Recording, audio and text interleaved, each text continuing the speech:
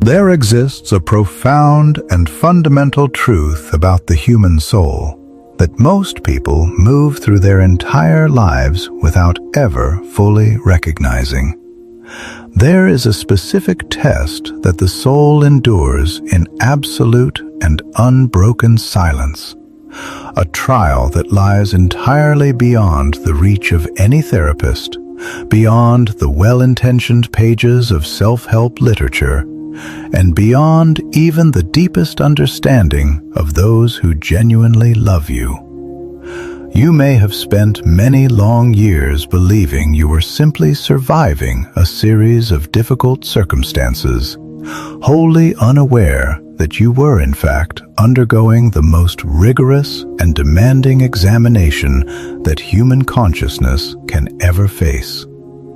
This is the ordeal that separates the essential self from the accumulated persona, the psychological mask constructed over a lifetime of adaptation to the expectations of others. In my decades of clinical work and deep immersion in the architecture of the human psyche, I devoted myself to studying these invisible initiations, these secret rites of passage that reshape certain souls completely from within. I observed time and again that some individuals pass through what I have termed the process of individuation, the demanding inner journey toward wholeness, by means of a doorway of profound and searing suffering, a suffering that leaves no external scars, no visible marks for the world to observe or measure, yet which transforms everything within the interior landscape of the soul. It is a fire that burns away everything false, everything borrowed, everything that was never genuinely yours, leaving only what is authentic and irreducibly true. The signs of this deep internal transformation are not obvious to the casual observer. They do not announce themselves with public declaration or dramatic external change. They manifest in the most subtle of ways, in quiet shifts of perception and being, recognizable only to those souls who have themselves walked this solitary path through the dark night of interior experience. Perhaps you have already passed this silent test without knowing it, without any formal recognition or external confirmation that something fundamental has permanently changed within you. Perhaps the evidence is written not in your circumstances, but in your energy, in the quality of your presence that others sense but cannot quite name, a depth that speaks of journeys taken in the interior world where no one else could accompany you.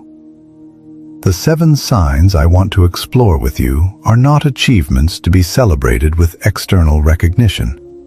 They are quiet landmarks, an inner knowing that consciousness has been forever altered by its encounter with its own deepest truth. They are the recognizable features of a country that only the genuinely courageous have visited and returned from changed.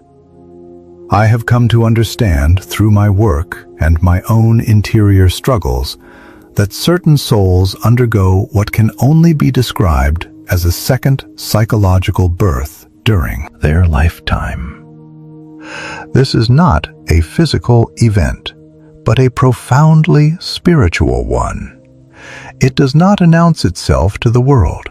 It happens in the spaces between words, in the silence that follows great internal storms, in the quiet moment when you recognize with a shock of genuine clarity that the person you are fighting so desperately to become already lives quietly within you, waiting only to be acknowledged rather than constructed. The essential question is therefore not whether you are worthy of this transformation. The soul does not occupy itself with such judgments. The question is whether you can recognize with sufficient humility that it has already begun its work within you. Like a great tree that grows stronger and more distinctly itself after surviving a lightning strike, the human psyche develops a new form of resilience through this process. Not the brittle rigidity that resists all pressure until it shatters, but the flexible, supple strength of something that has incorporated challenge into its very structure and made it part of what it is. Until you make the unconscious conscious, it will direct your life, and you will call it fate. Carl Jung. Your greatest and most beautiful journey is the one that leads you back to yourself. Subscribe to Carl Jung Philosophy and hit the like button, and let's walk that path together.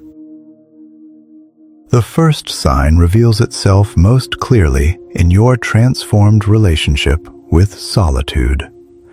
Where once aloneness felt like punishment, a sentence of exile from the warmth and confirmation of others, it has been converted into sanctuary, into holy ground.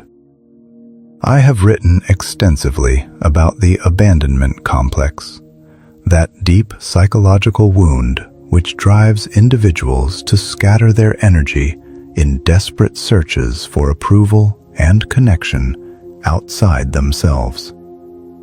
It is a hunger that can never be genuinely satisfied by external means. When this complex no longer governs your choices, when its insistent voice finally falls silent, something fundamental has shifted within your psychic structure. A particular quality of stillness emerges in those who have passed through their soul's most demanding trial. It is not the stillness of withdrawal or of depression. It is the quietude that comes from no longer needing to convince anyone of your worth, including, most importantly, yourself. The battle for self-acceptance has concluded. You find yourself genuinely capable of being alone without the restless, anxious impulse to fill the empty space with noise, with activity, or with other people's energy. This solitude becomes creative rather than destructive, fertile rather than barren. It is precisely in these quiet, unoccupied moments that your most important insights arise, not from constant interaction with others, but from a deep and abiding communion with the deeper parts of yourself that only emerge when the external world grows silent. I have identified this capacity for meaningful and creative solitude as a true hallmark of the individuated personality. The mark of someone who has genuinely found their center, rather than merely performing the discovery of it.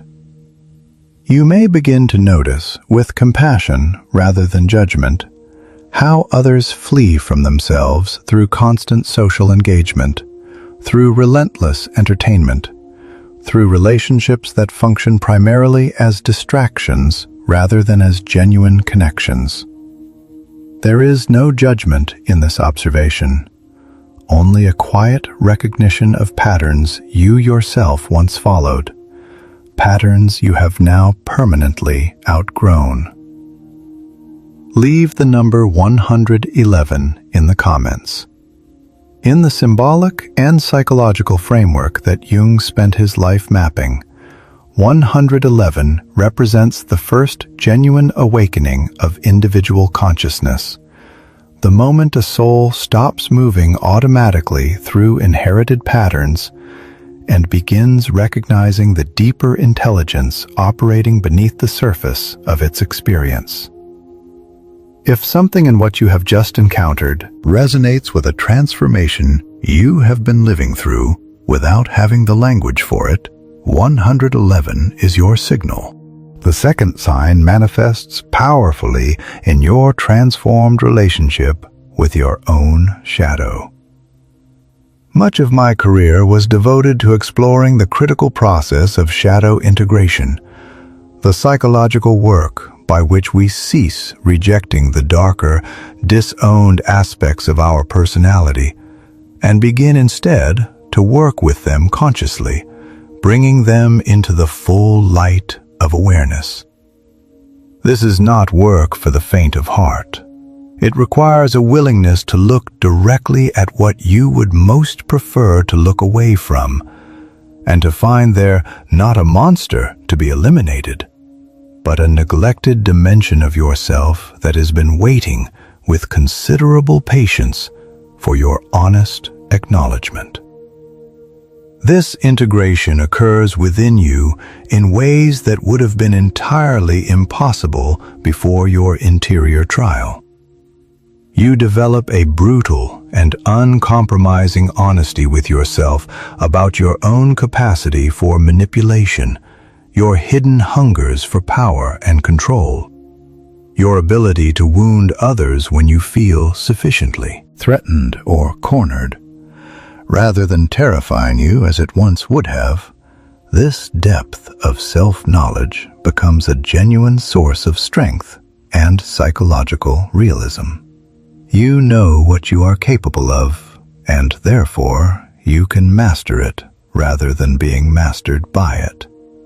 You recognize these darker impulses not as character flaws to be eliminated through force of will, but as primal archetypal energies to be understood, accepted, and consciously channeled toward genuinely constructive ends. Your anger, for instance, undergoes a profound transformation. Where it once either exploded destructively in moments of overwhelm or festered in silent repression, it has become what might be called a sacred fire. It burns now only what genuinely needs to be released from your life. Relationships that no longer serve your authentic development.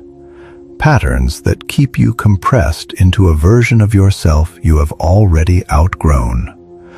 Agreements you entered when you understood considerably less about your own inherent worth. This refined and conscious anger now serves your evolution rather than sabotaging it. And there is an energetic integrity that others perceive in you as a result. A wholeness that is palpable even when you remain completely silent, because you have made a genuine peace with your own contradictions, rather than exhausting yourself in the attempt to resolve them. You no longer strive to eliminate the paradoxes within yourself. You have learned instead to hold them consciously, to allow the dynamic tension between opposing forces to generate the creative energy that I identified as absolutely essential for all true psychological growth. The very way you process emotional intensity has shifted at a fundamental level. Where overwhelming feelings could once destabilize you for extended periods, throwing your entire interior life into chaos, you now possess a container strong enough to hold the full spectrum of human experience, from ecstasy to despair. Your emotional range has expanded rather than contracted, but your relationship to that range has become one of conscious partnership rather than unconscious possession. You are holding the reins now, rather than being dragged behind the chariot. The third sign manifests as a developed and largely effortless immunity to psychological projection. Projection is that unconscious process by which people deposit their own unprocessed psychological material onto others, making them involuntary carriers of qualities and emotions that properly belong to the one doing the projecting. You develop an almost clinical capacity to observe without being drawn into, the moment when someone is attempting to make you responsible for emotions, reactions, or self-perceptions that belong entirely to them. This recognition arrives without anger or any sense of superiority. It presents itself simply as data, valuable information about how the human psyche operates when it has not yet developed the courage or the tools for genuine self-examination. The drama that once possessed a powerful gravitational pull over you now feels foreign to your system, like a language you understood once but no longer speak fluently. You can witness triangulations, subtle manipulations, and complex emotional games with the detached interest of a researcher observing natural phenomena, understanding the mechanics of what is occurring without being caught in the storm it is attempting to generate. Your compassion evolves from the codependent variety that once sacrificed itself in the attempt to rescue others, into a mature and grounded compassion, the kind that offers genuine loving presence without dissolving into another person's suffering or accepting their crisis as your own emergency. This connects directly to what I termed the transcendent function, that crucial psychological capacity to position oneself above dualistic conflicts and perceive the larger archetypal patterns operating within any situation. This function activates within you with increasing spontaneity when others arrive carrying their crises. You no longer experience the automatic sympathetic anxiety that once made their emergencies feel identical to yours. There is instead a serene recognition of both the limits of your responsibility and the deep wisdom of allowing others to encounter their own necessary challenges. For it is in that encounter, as difficult and uncomfortable as it appears from the outside, that genuine growth becomes possible for them.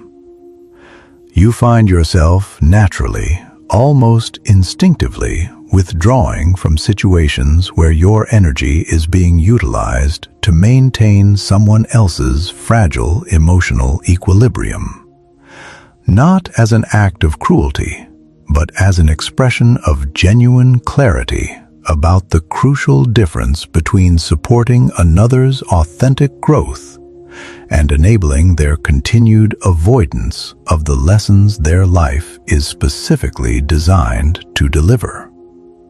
Others may interpret this new quality of boundaried presence as coldness or indifference.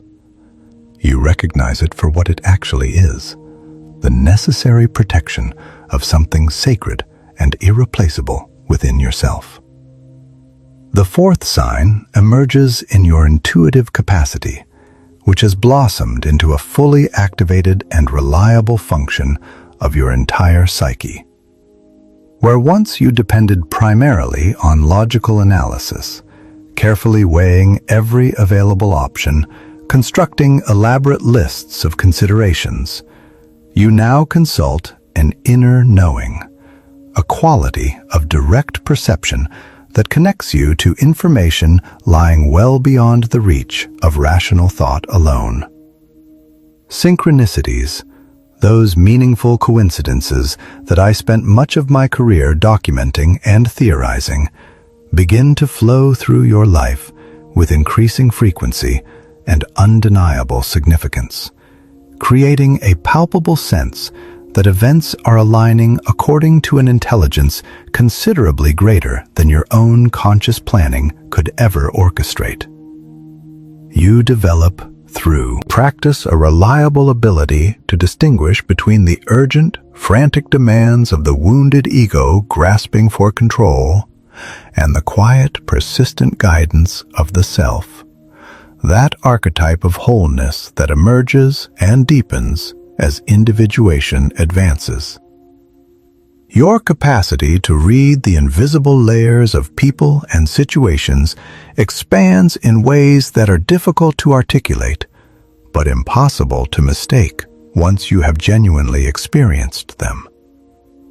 You perceive motivations, hidden patterns, and potential outcomes that remain entirely obscured to those operating from a more purely surface level of awareness.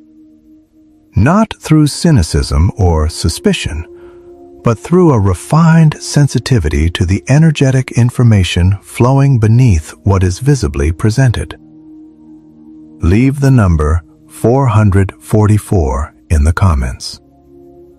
In the symbolic framework that Jung drew from across multiple traditions and mapped onto his understanding of the deep psyche, 444 represents stable foundation, the moment a new and truer understanding of yourself begins crystallizing from the level of felt experience into something you can actually stand upon and build from.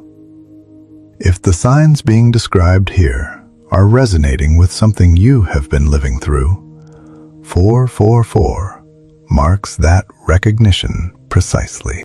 The fifth sign reveals itself in your embrace of the natural, cyclical nature of all psychological development. You have integrated the archetype of death and rebirth so completely into the fabric of your being that you no longer experience the periods when your life seems to dissolve, when structures fall away, when what you had carefully constructed loses its coherence or its meaning, as catastrophes requiring immediate repair.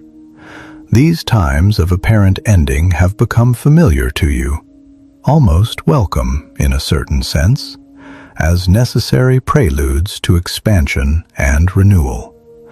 The dark night before the dawn no longer terrifies you the way it once did. You have been through it before. You know what it means. You know what follows. Your relationship with uncertainty has undergone a transformation that those who have not experienced it find genuinely difficult to comprehend. Where once you required guaranteed outcomes before you could commit to a direction, where you needed a complete map before you would take the first step, you now recognize that the most meaningful and lasting growth occurs in precisely the space between decision and result. In the willingness to act from deep inner alignment without any external promise of reward or confirmation, you have developed what might be called the courage of genuine trust. Not trust in specific outcomes, which is merely another form of the old need for control, but trust in the process itself and in your own capacity to meet whatever emerges from the unknown with integrity and with sufficient psychological resources. An energetic economy begins to operate within you with increasing intelligence and efficiency. Your vital energy is no longer scattered across dozens of draining commitments undertaken out of obligation, guilt, or the fear of disappointing others. You learn to invest your life force with the discernment of a wise gardener who understands exactly what to cultivate, what requires patient tending, and what must simply be allowed to follow its natural cycle to completion and release. You understand that genuine growth moves in spirals rather than straight ascending lines, that it returns to the same core themes again and again, but at deepening levels of understanding and integration.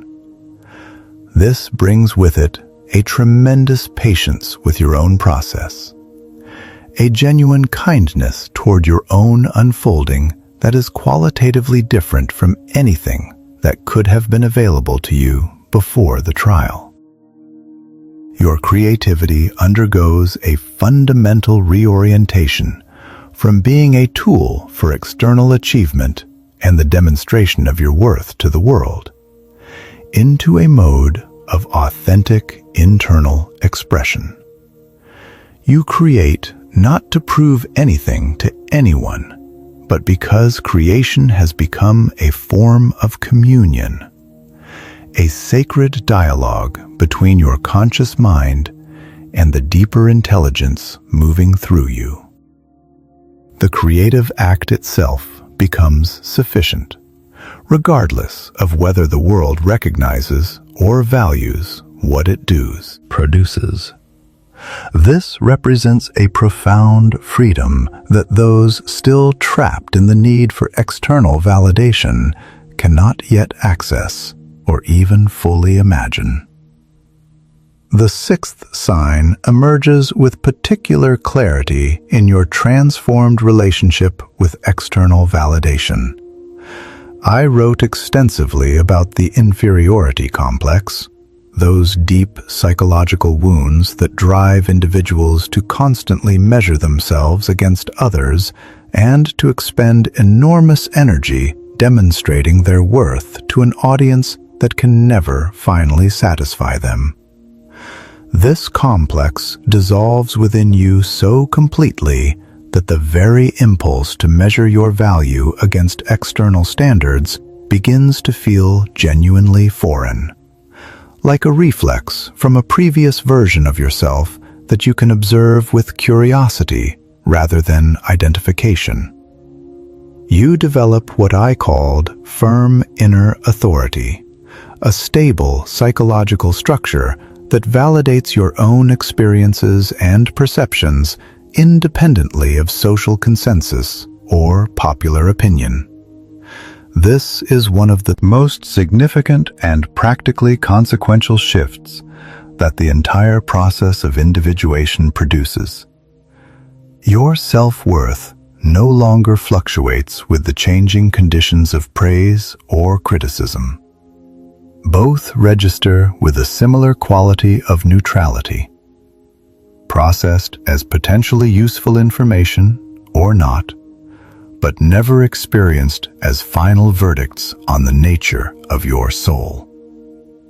This shift frees an enormous reservoir of energy that was previously consumed entirely in the exhausting work of managing your public image, monitoring how you were being perceived, and adjusting your behavior in anticipation of others' judgments. Your authenticity becomes genuinely non-negotiable, a bedrock principle from which you will not depart regardless of the social cost. You find yourself naturally, almost instinctively, choosing rejection for who you actually are over acceptance for a carefully calibrated performance of someone more palatable. The way you inhabit your physical body shifts accordingly. A groundedness emerges from this genuine self-possession that others register as presence, as authority. Not the dominating authority that seeks power over others, but the quiet and unshakable authority of someone who is fully at home within themselves. You move through space as someone who belongs to themselves first and foremost, a sovereign within your own interior kingdom. The seventh and final sign manifests as a refined and almost instinctual discrimination about how you invest your precious and finite energy. The entire process of individuation culminates in what can accurately be described as true energetic sovereignty, the developed capacity to protect your essence without aggression, without the construction of defensive walls, simply through the quality of your conscious presence and your willingness to exercise genuine choice about where your life force flows. Your presence in the world becomes more selective and consequently more genuinely significant. You no longer distribute yourself indiscriminately, offering your attention and vital energy to any and all demands that present themselves. This is not elitism or indifference. It is hard-earned wisdom about the sacred and non-renewable nature of your own life force. The recognition that what you give your energy to is not a trivial choice, but one of the most consequential decisions available to a human being. A natural and unforced authority emanates from you now, not power over others, which is always, at its root, a symptom of the absence of power over oneself, but genuine power over yourself, which is the true hallmark of psychological maturity in its deepest sense. The guilt that once accompanied the act of setting limits, of saying no to demands that would diminish you, dissolves completely. You protect your energy with the naturalness and necessity of a skilled gardener protecting a rare and irreplaceable plant from conditions that would destroy it. Not dramatically, not apologetically, but simply as an expression of understanding what is genuinely at stake.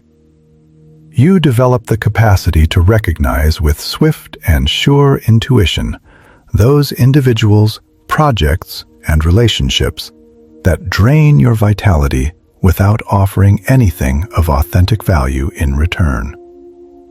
You withdraw from them without drama, without extended explanation, and without the prolonged internal negotiation that once made every such decision into a crisis. This is not coldness. It is clarity about what you are here to protect and what you are here to offer, and to whom. Leave the number 528 in the comments. In the symbolic and vibrational framework that builds on the archetypal language Jung explored throughout his career, 528 represents the frequency of genuine, core-level transformation, the specific resonance associated with the healing and reorganization of the deepest patterns within the psyche. If you are recognizing yourself in these signs, if something in this description is landing with the particular quality of recognition rather than mere intellectual interest, 528 is your marker. Leave it here and let this community witness where you are in your own journey. Your relationship with suffering itself undergoes a transformation so fundamental that it reorganizes the entire way you move through difficulty. Where once pain was something to be avoided at virtually any cost, numbed, fled from, explained away, or projected outward onto circumstances and other people, it has become a teacher whose difficult lessons you have learned to receive with a quality of attention that extracts genuine wisdom from what was previously only endured. This does not mean you seek suffering out or romanticize it. It does not mean you have become masochistic or that you confuse unnecessary pain with spiritual growth. It means you have developed the psychological alchemy of turning what cannot be avoided into something that serves your deepest development. The transmutation of lead into gold that the alchemists Jung spent so many years studying were always, at their most profound level, describing as an interior process. A great stillness follows you now as a constant companion on your journey.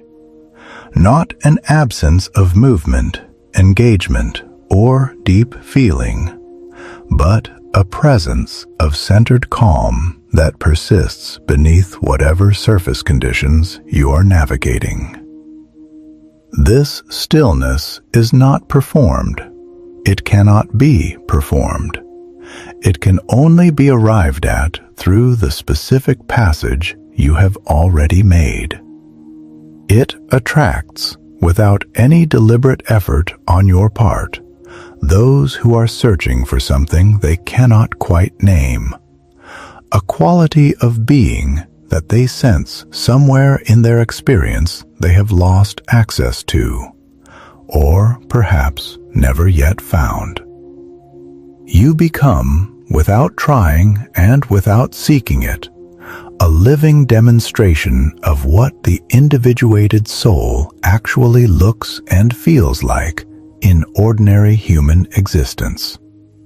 A testament, simply through your way of inhabiting your life, to the genuine possibility of wholeness. Your relationship with hope matures from the wishful and anxious variety, which is always, at its root, a disguised form of the refusal to fully inhabit the present moment, into an active and grounded faith in the life process itself. You no longer invest your hope in specific predetermined outcomes that must materialize in specific ways in order for you to feel that everything is acceptable. You have developed instead a profound and tested trust in your own capacity to meet whatever emerges from the unknown, to respond with integrity, with creativity, and with the resilience that only the interior journey produces. This is not optimism.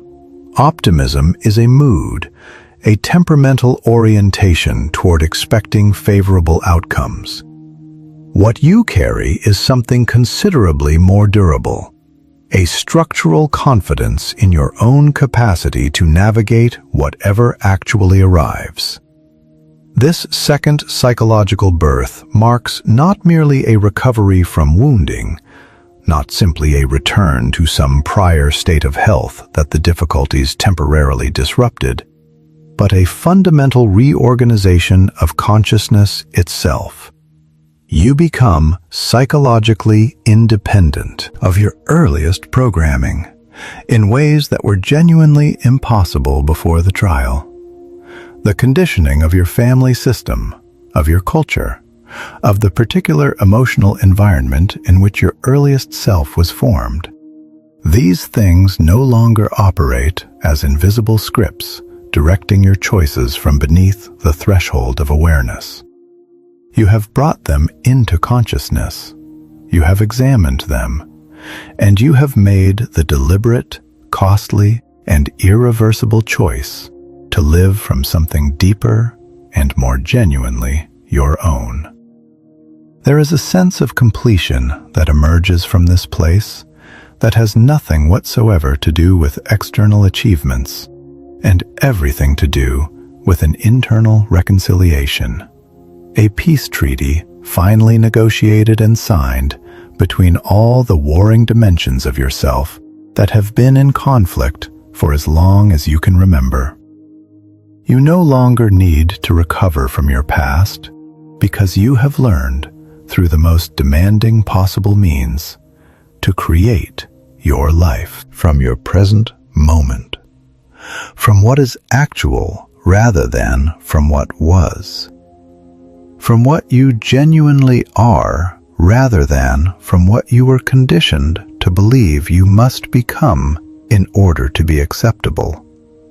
The person you once believed you needed to become, the ideal that drove you forward with such relentless urgency for so many years, is revealed in retrospect as a limitation, a pale and somewhat diminished imitation of what was actually available to you all along.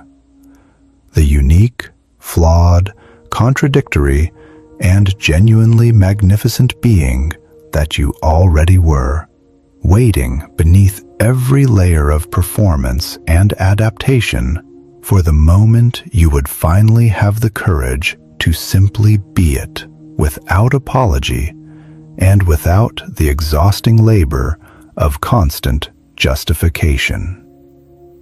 Jung identified the coniunctio oppositorum, the union of opposites, as the deepest and most significant achievement available to human consciousness.